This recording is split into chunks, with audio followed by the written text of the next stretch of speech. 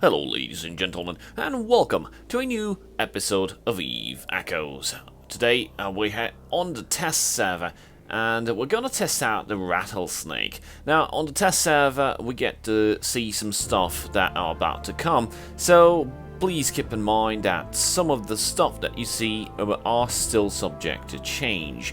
Now, in this video, we're going to try to use the stuff that are mostly common and present on the live server. We have a few additions that I like to showcase. But most importantly, the rattlesnake that I'm going to showcase is basically using stuff available on the live server. Well, aside from the drones, of course. So, the rattlesnake. This is the Garistas faction battleship. Now, it costs around 4 point something billion on the live server. But here on the test server, we get to have it for free, just to test it out and see how this baby does. Now, let's take a look at the information panel. We've got 450% large drone damage. Remember, large drone damage. So if you fit, you only have like 2 drone slots. So if you fit other type of drone, like light drones or medium drones, you're going to just behave like you just have 2 drones instead of receiving the full 450% large drone damage.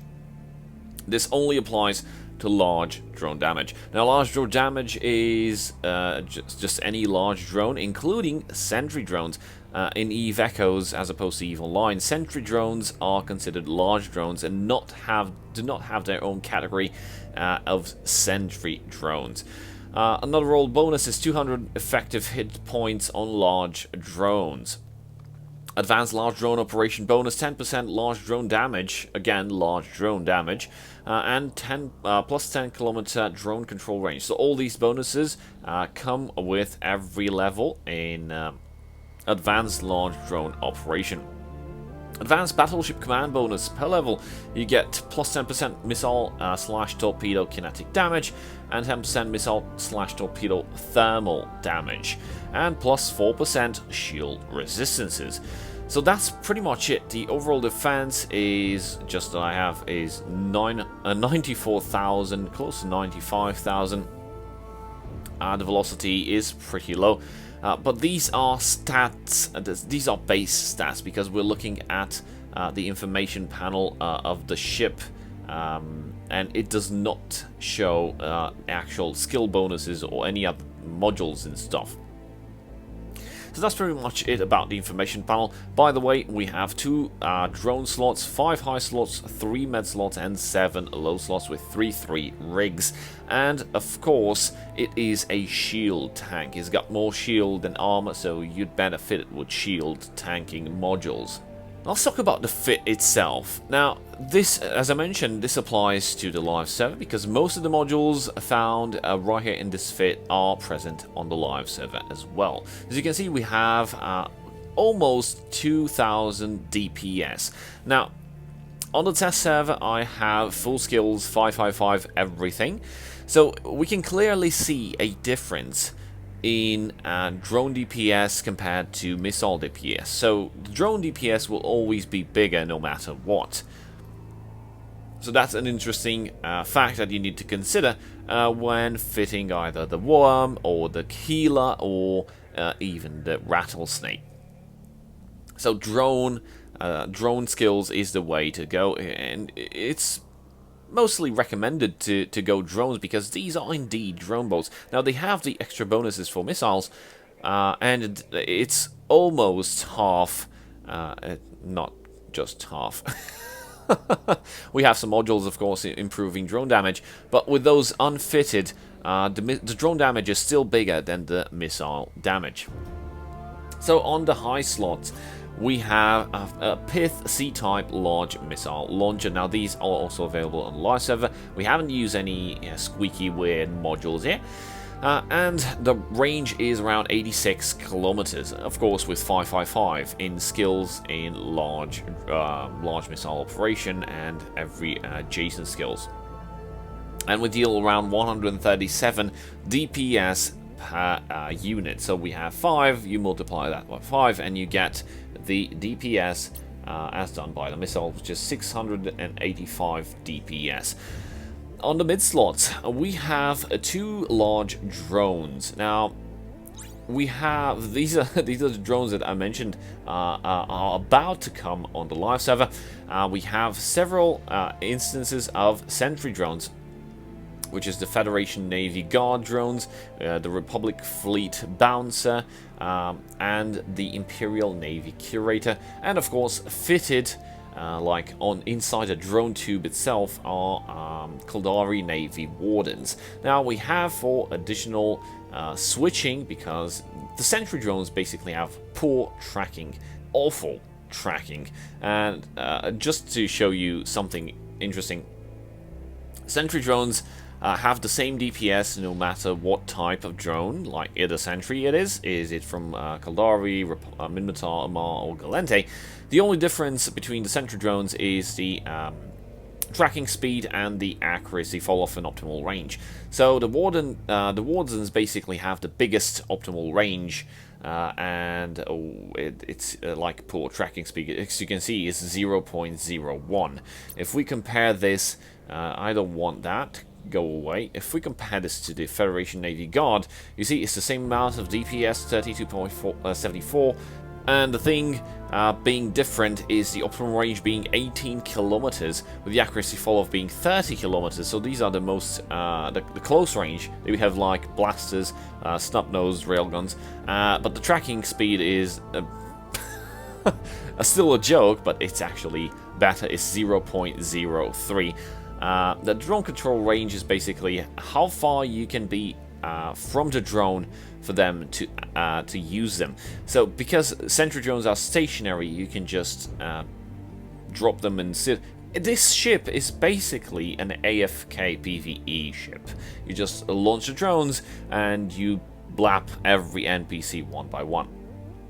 Now, of course, these sentry drones are in fact stupidly bad against whatever comes near you. So for that reason we have the Ogres. Now these are the heavy drones of the Gallente, you know, like the Hobgoblin, Hammerheads, and the Ogres. Ogres being the large drones. They have 29.39 DPS, and of course we have the optimal range 4 kilometers and the tracking speed, which is still poor, 0.54, but it's still better than, in my opinion, than fitting some light drones. You could do that, but again, please keep in mind that just throwing out 2 warriors, for example, or 2 hobgoblins, will just be considered as having 2 drones, and the roll bonuses will not be applied. Not even the bonuses for the large drones, which comes from the large drone operation. So that's pretty much it. How you deal with the small ships that come near you? Well, you can either fit 2 webs in special encounters like storyline, or even the anomalies like the dead spaces and stuff.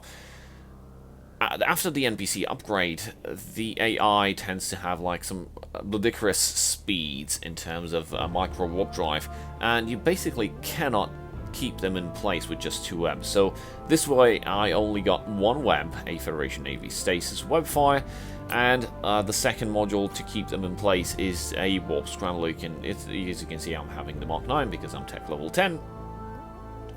But you can fit whatever Warp Scrambler you need in order to shut down the MWD of the fast orbiting ship, be it a cruiser, be it a battle cruiser, because we know we've got plenty of battle cruisers, elite battle cruisers that come near you and orbit you around 4 kilometers per second, which is pretty stupid and silly, but this gets the job done. And of course, we have 1 large energy Nosferatu, because usually the elite ships, this fit is mostly for PvE, the elite ships that are going to come near you, some of them might have energy neutralizers, and even though you have a big cap, you don't want to be like in an impasse of, my capacitor is gone, and I have nothing else to do, and my resistances just fell off. You don't want that. So this helps with the capacitor maintaining some sort of stability, and of course dealing with those ships using the before mentioned modules. And moving over to the low slots, we've got an amalgam of stuff because we have 7 available low slots. Now, if you want to go hardcore, but again, please keep in mind that even ships that are not elite might have micro warp drive, and you might find yourself in a situation that 2 to 3 to 4 ships per spawn might just come near you without you being able to blat them using the sentry drones. So if you want to go hardcore, you might fit 3 Federation Navy drone damage amplifiers, basically any drone damage amplifier. And you want to fit those because you know you can cycle between them, you can activate one, then while that one is in the cooldown you can activate the other one, and so on. So you can have 3 of these and basically just remove the large capacitor battery, and of course something that I fitted just for the sake of argument to see how the missile damage behaves, the ballistic control system, because we have bonuses on missiles as well. Why not fit one of these? So instead of having 3 drone damage amplifiers, I went with a ballistic control system for extra missile damage.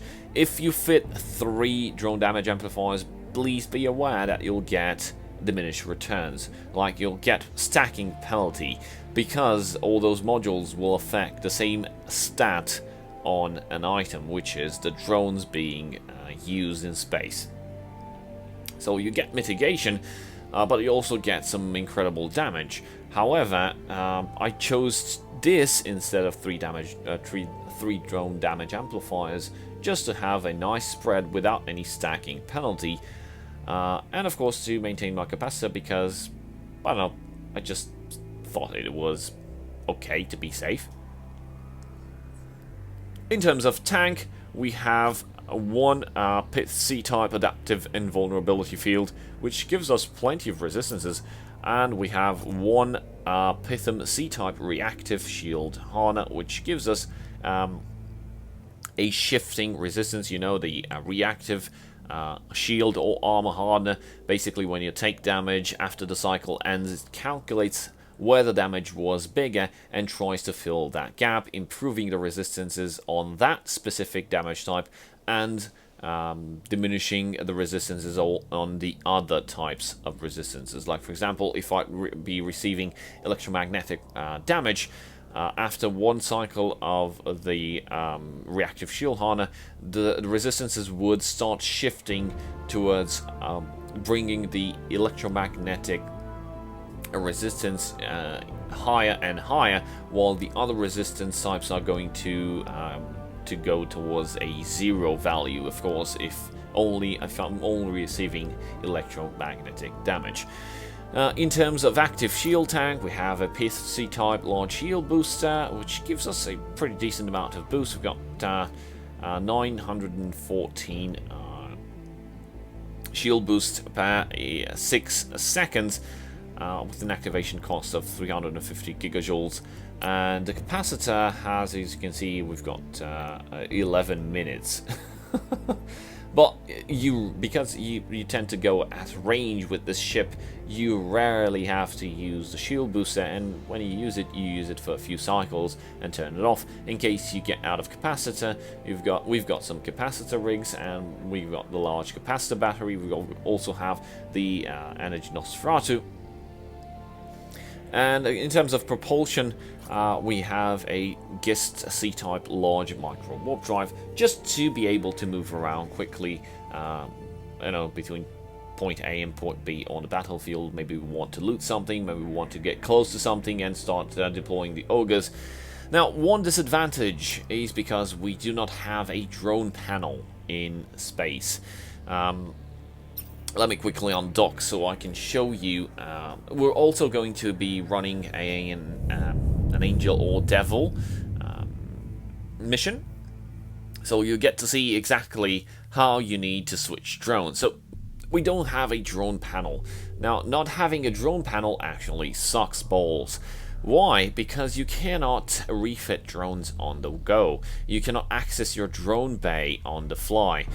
You basically need to enter fitting screen, and please be aware, even though I have several fittings, like it's the same fittings, one with the Wardens, one with the Ogres, and if I go to fitting management, as you can see, if I try to switch to the Ogres and hit apply, I am unable to. So you actually need to switch them manually in space. So you need to click on all the drones that you wish to change. Come on. And one more. Where is it? It's the Federation Navy Ogre. So that's that. As you can see, my DPS has decreased because, of course, the heavy drones, at least the the movable ones, the ones that actually fly, have a lower DPS than the sentry ones. But this is how you change between them, and if you're doing an encounter or a story mission or whatever, you need to deal with the long range. You can basically just ignore whatever comes near you, unless it's an elite ship, and you can use the Wardens to get rid of everything on the long range side. And whenever you feel it's time to change and switch, you just have to go back to the fitting screen and switch back to the, I don't know, either the bouncers or the curators, or if you want close range, you can switch to the guards. But even the guards won't be able to keep up, even with a warp scrambler and a stasis web. Given the fact that the NPC ships orbit you at 4 kilometers, the tracking speed of the sentry drones won't be able to keep up anyway. So please switch. After the switch is done, we have one more Warden to fit, and you can basically resume your pew-pewing with the next wave spawn, because as you kill the last frigate that's probably orbiting you like crazy with an MWD, the next wave will appear, and you need to switch drones to sentry drones and then deal with the long-range stuff, and then, rinse, repeat, blah blah blah.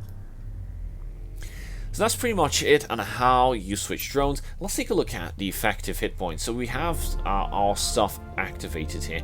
We have the reactive and the adaptive shield harness, and we get to the defense, and we've got 246,814 effective hit points. Now, the resistances, as you can see, they're pretty much spread around. There's 74, 70, 75, and 79, which is actually pretty neat, because we have, as rigs, we have a Type 3 anti-EM screen reinforcer, which gives us some 40% bonus to electromagnetic resistance. And of course, the other rig types, because we forgot to talk about rigs. We've got one drone damage augmenter, and we've got one drone speed augmenter. Again, trying to iterate, the drone speed augmenter does not affect the speed of your drones, it affects their rate of fire. It actually provides an increase of DPS, an increase that is similar to the drone firepower rig. If you reduce the rate of fire of the drones, of course they will fire and it will cycle faster, and your DPS will be higher. In terms of the engineering rigs, we have one capacitor control circuit, we have one targeting system subcontroller, because this is a battleship. It's going to have a hard time targeting smaller ships, especially frigates. It's going to be hard. You basically just want to ignore those for the time being and just focus on the long range stuff and get them down, and then start targeting the smaller stuff and deal with those using the Ogres, the Warp Scrambler to cut down their MWD, and the Stasis Web. And of course the last rig is actually an auxiliary thruster, because we want to have some decent amount of speed, because the original speed was around 120 meters per second. Now we have 170 meters per second. I'm just going to show you exactly what's the speed with the micro warp drive. It's pretty decent. We hit 1 kilometer per second as opposed to the 160-ish meters per second. So 1 kilometer per second is actually good. It's close to a battle cruiser in terms of how fast and what kind of mobility you can have on the battlefield. So if you feel like something is actually too close, and I don't know, let's say you just have only one type of drone, like I don't know, like the Wardens, and something is too close and starts orbiting you at 50 kilometers, and you're unable to track them with the Wardens, you can actually just replace them with, I don't know, like the Guard, the Bouncers, or the Curators, and if that doesn't help, you just deploy the heavy drones and deal with those in due time. So that's pretty much how the Rattlesnake behaves. This is the PvE fit. I won't go deep into the PvP fit. Maybe we'll get a PvP fit. I have to think this through. The Healer is much more easily to work with, because it's a cruiser that has high mobility and you can do some awesome tanking on it.